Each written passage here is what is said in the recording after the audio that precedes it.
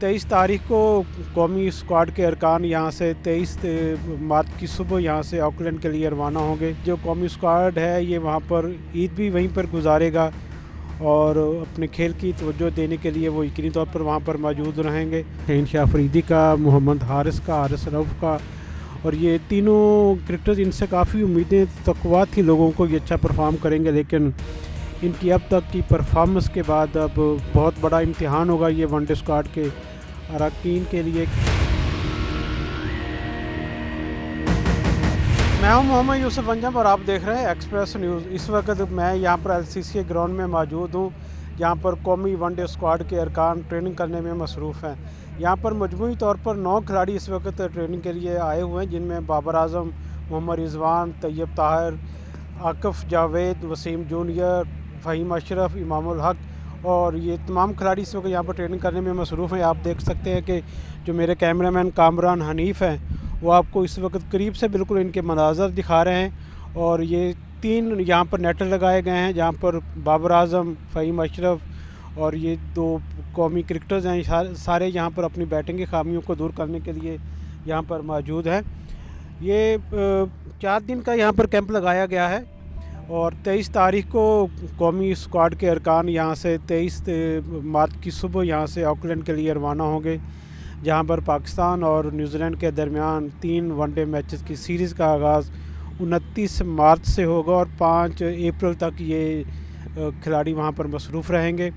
और इसका मतलब ये होगा कि जो कौमी स्क्वाड है ये वहाँ पर ईद भी वहीं पर गुजारेगा और अपने खेल की तवज्जो देने के लिए वो यकीनी तौर पर वहाँ पर मौजूद रहेंगे। और ये पहला मौका नहीं होगा कि कौमी खिलाड़ी अपनी जो ईद है बैरून मुल्क गुजारेंगे। इससे पहले भी हमने देखा कई बार इनकी जो ईदें बाहर गुजरी, इनको बहुत कम ईद अपने घर पर मनाने का मौका मिलता है। ये क्योंकि प्रोफेशनल हैं और इसके वो उनको पैसे मिलते हैं और इसके लिए यकीनी तौर पर इनको बहुत सी कुर्बानियाँ भी देना पड़ती हैं। और इसीलिए यहाँ पर जो खिलाड़ी अपने हैं कि यहाँ पर कैंप भी मौजूद उनके लिए लगाया गया, अपनी खामियों को दूर करें कि कौम इस वक्त उनसे अच्छी परफॉर्मेंस की तवक्को करती है।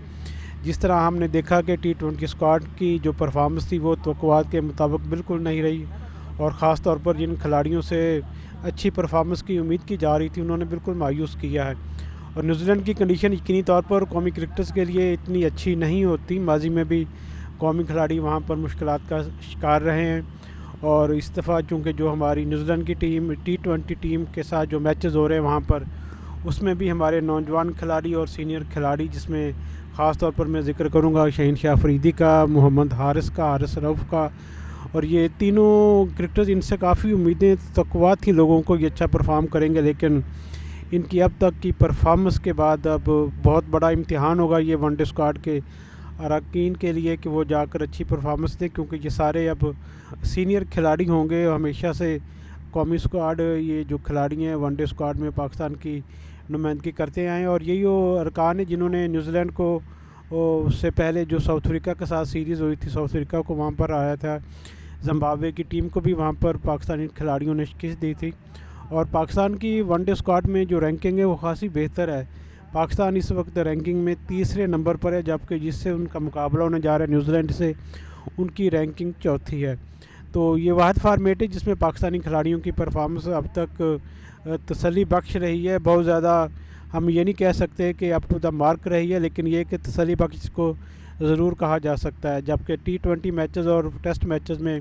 पाकिस्तानी खिलाड़ियों की जो परफॉर्मेंस का ग्राफ बहुत नीचे को आया, जो पाकिस्तान क्रिकेट बोर्ड के लिए भी यकीनी तौर पर लम्हा फ़िक्रिया और इन खिलाड़ियों के लिए भी जो इन फॉर्मेट्स में पाकिस्तान की नुमाइंदगी करते हैं।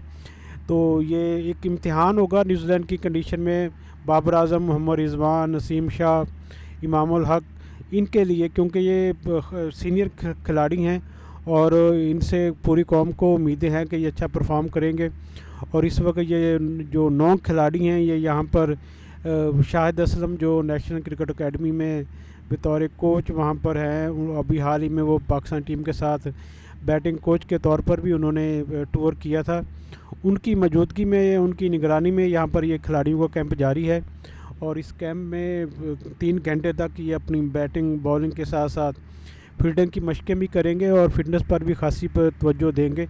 और यूँ ये कौमी क्रिकेटर्स के लिए एक भरपूर मौका होगा कि वो अच्छी परफॉर्मेंस दें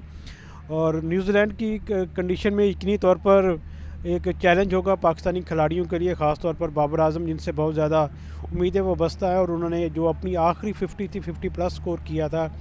انہوں نے وہ دسمبر میں ساؤتھ افریقہ کے خلاف کیپ ٹاؤن میں یہ رنز کیے تھے، اور 93 بال پر انہوں نے غالباً 73 سکور کیا تھا۔ بابر اعظم کے سٹرائک ریٹ کے حوالے سے بھی اتنی طور بہت ساری باتیں ہو رہی ہیں۔ محمد رضوان پر بھی بہت بڑی ذمہ داری ہے کہ وہ بطور کپتان نہ صرف وہ اچھی قیادت کریں بلکہ اپنی پرفارمنس سے بھی یہ ثابت کریں کہ وہ پاکستان کے نمبر 1 کپتان ہیں۔ یوں یہ جو امتحان ہوگا نیوزی لینڈ میں قومی کرکٹرز کا، یقینی طور پر ان کے لیے بڑا امتحان، ایک خاص چیلنج کہا جا سکتا ہے، کیونکہ اس کے بعد پی ایس ایل کا آغاز ہونا، اس سے پہلے کھلاڑیوں کا فارم میں آنا یقینی طور پر ایک اچھا ان کے لیے ہوگا کہ یہ پی ایس ایل میں بھی اچھی پرفارمنس دیں گے۔ تو امید کی جا سکتی ہے کہ قومی کرکٹر جب یہاں سے جائیں گے تو اپنا پورا ہوم ورک کر کے نیوزی لینڈ کا دورہ کریں گے، اور وہاں پر اچھی پرفارمنس دیکھ کر قوم کو عید کی خوشیاں بھی دیں گے۔